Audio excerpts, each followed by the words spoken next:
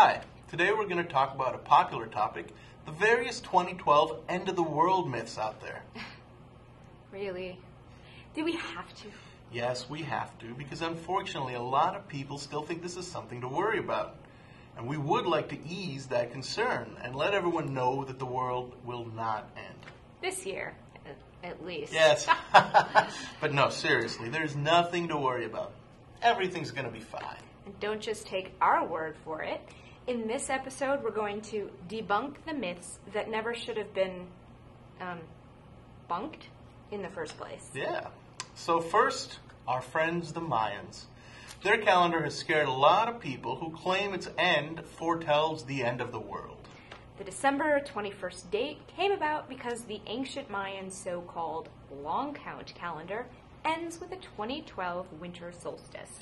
So why doesn't this foretell the end of the world?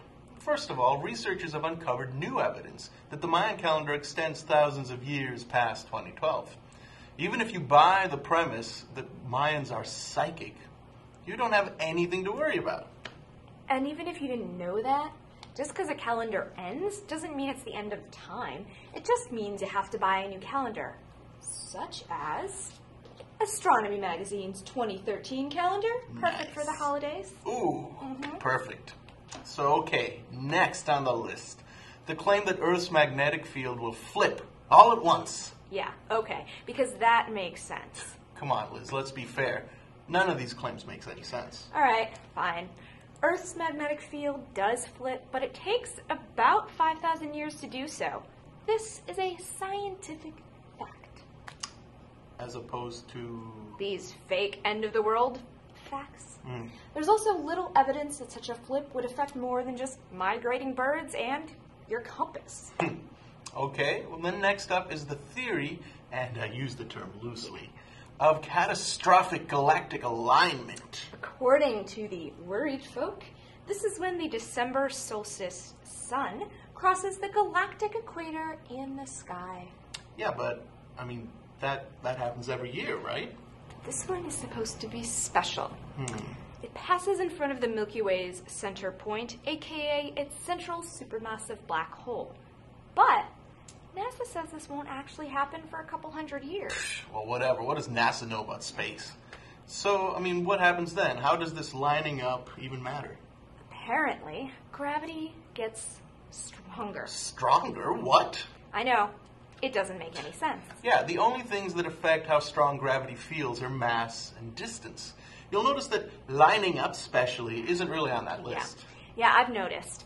So, moving on to the final claim in this episode, Planet X, aka Nibiru. Ah, yes. Supposedly, this planet is about 100 times more massive than Earth and spends most of its time way out beyond Neptune.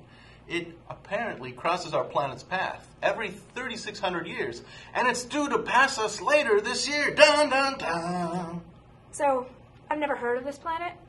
Wouldn't I have read any scientific papers about this huge world? Well, yes, actually. In 1982, scientists claimed they did find it, and JPL even acknowledged its existence. But then, the Great Cover-Up.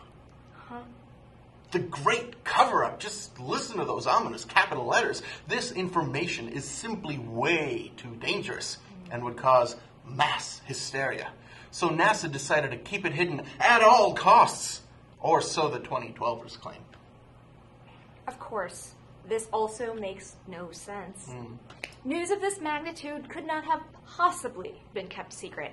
And we'd have some evidence that 3,600 years ago, such a massive object came near Earth. Oh, they've thought of that too. Really? Well, probably. I don't know. The people who make these claims are always going to have some kind of quick answers. So you just need to rely on actual science. Right now, the smart money's on not worrying about the end of the world. Now, obviously, there are more theories rooted in the 2012 end-of-the-world catastrophe that we just couldn't get to in this episode. Yeah, but honest, you really have nothing to worry about this December 21st. Except the crowds at the malls. Well, yeah, I mean, that goes without saying. So, see you next time. Bye.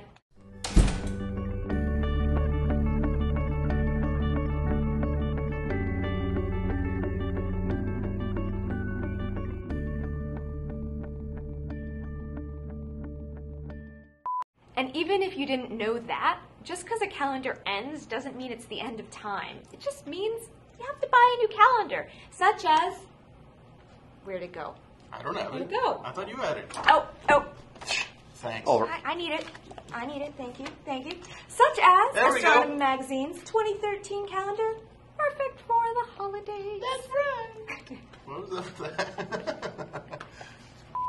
Hi, today we're going to talk about a popular topic, the various 2012 end-of-the-world myths out there. Really? Do we have to? You're right, it's too simple. Okay, all right, yeah. Enough.